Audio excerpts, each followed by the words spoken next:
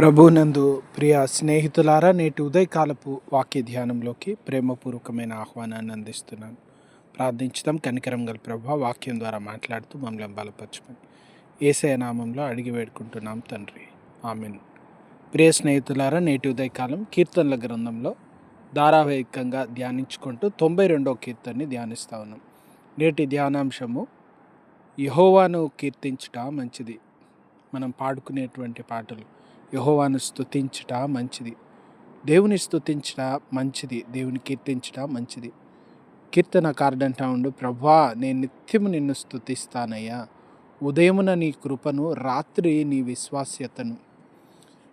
ఇక్కడ కీర్తించుట స్తుతించుటతో ఇంకొక అర్థం కూడా ఏముందంటే, it is good to proclaim. స్తుతించినప్పుడు, కీర్తించినప్పుడు ఇతరులు వింటారు.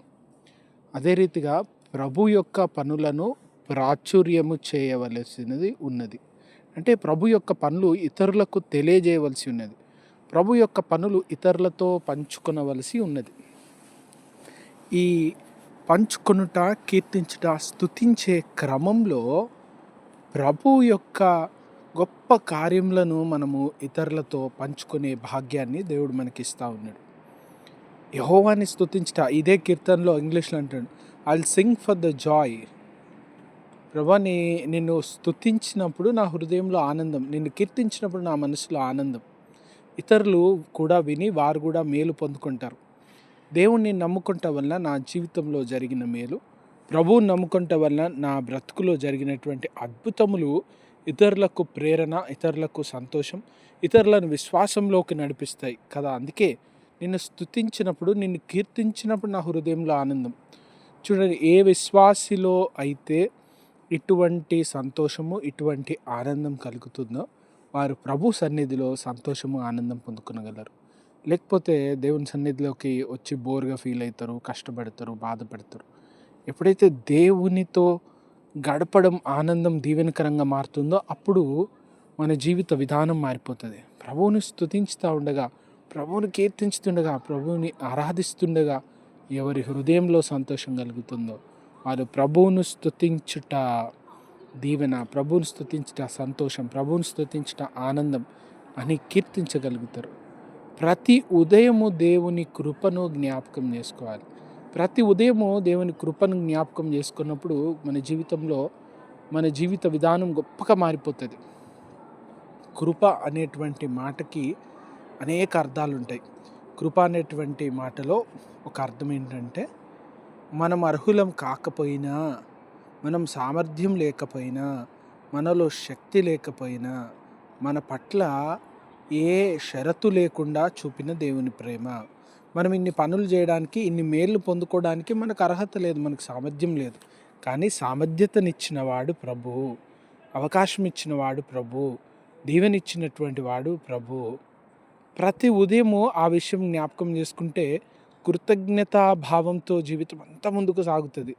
లేకపోతే నిరాశతో, నిస్పృహతో, ఆ కష్టాలు, అప్పులు జ్ఞాపకం చేసుకుంటూ మా జీవితంలో ఇంకా ఇది లేదు, మా జీవితంలో అది లేదు.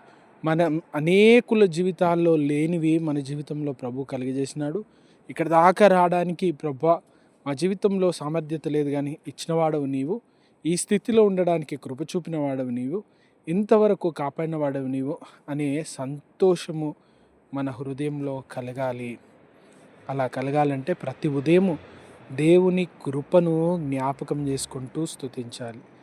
ప్రతి రాత్రి ఆయన విశ్వాస్యతను, మనము నమ్మకం లేని వారమైనా, నమ్మదగిన వారము కాకపోయినా ఆయన నమ్మదగిన దేవుడు, మాటిచ్చినవాడు నమ్మదగిన దేవుడు, మనల్ని ప్రేమించిన వాడు నమ్మదగిన దేవుడు. కనుకనే అనేక సందర్భాలలో ఆయన తన మాట చొప్పున మన జీవితంలో అద్భుత కార్యములు చేస్తున్నాడు.